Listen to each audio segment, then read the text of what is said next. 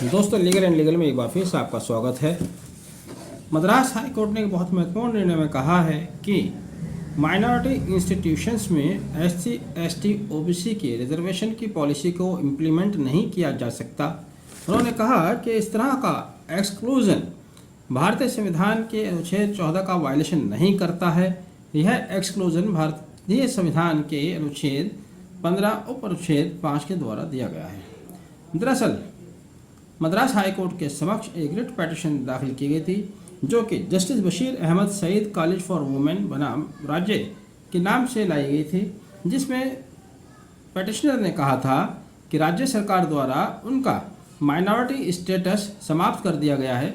राज्य सरकार का कहना ये था, चूँकि कॉलेज को 100% फंडिंग राज्य सरकार से होती है, इसलिए राज्य सरकार उसमें प्रवेश के लिए नियम बना सकती है तथा राज्य सरकार के बनाए हुए नियमों के अनुसार उसको प्रवेश लेना होगा, अन्यथा उसका माइनॉरिटी का स्टेटस समाप्त कर दिया गया।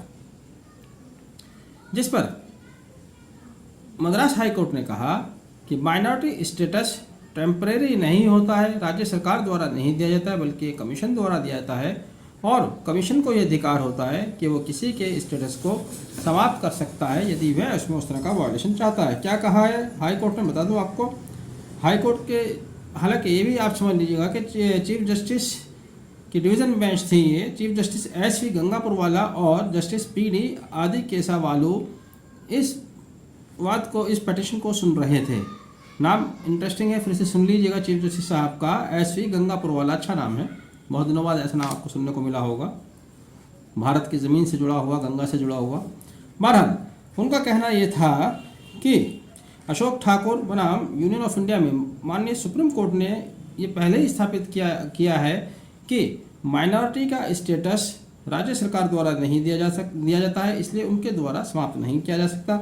यह स्टेटस केवल national commission for minority educational institution act 2004 के तहत दिया जाता है, तो इसलिए इसको कमीशन ही चेंज कर सकता है। अब जब हम बात करते हैं माइनॉरिटी की, आपके जहन में एक सवाल आता है, माइनॉरिटी मतलब मुसलमान। अब ये इतना प्रचारित किया गया है, मुझे खुद मुसलमान होते मुझे भी लगता है कि जब माइनॉरिटी की बात होती है तो केवल मुसलमान की बात कही जा रही है, जबकि ऐसा नहीं है। आपको मैंने 2 केस कोर्ट किए, एक प्रेजेंट जो कि बशीर अहमद कॉलेज का, दूसरा केस था ये नेशनल अशोक ठाकुर बनाम यूनियन ऑफ इंडिया।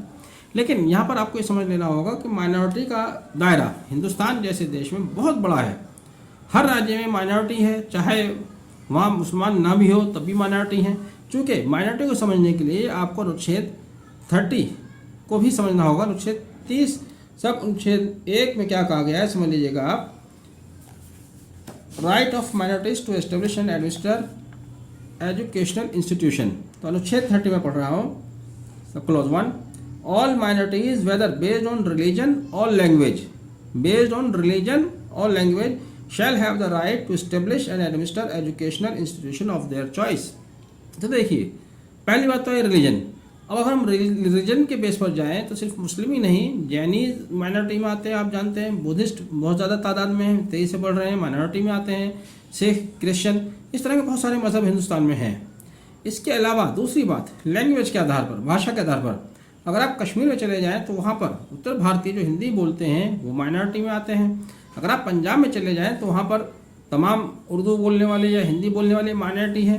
अगर आप साउथ इंडिया में चले जाएं जहाँ पे उनके अलग अलग स्टेट की अलग अलग भाषाएं बोली जाती हैं, मलयालम है, कहीं कन्नड़ा है, तो वहाँ पर हिंदी भाषी अगर कोई इंस्टीट्यूट स्थापित करता है वो माइनॉरिटी इंस्टीट्यूशन का कैटेगरी में आ सकता है।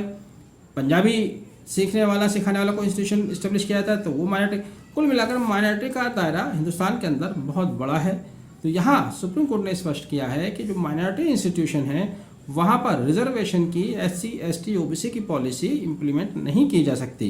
कुल मिलाकर ये इस निर्णय का सार तत्व है। आपने वीडियो आखिर तक देखा, thank you, have a nice day.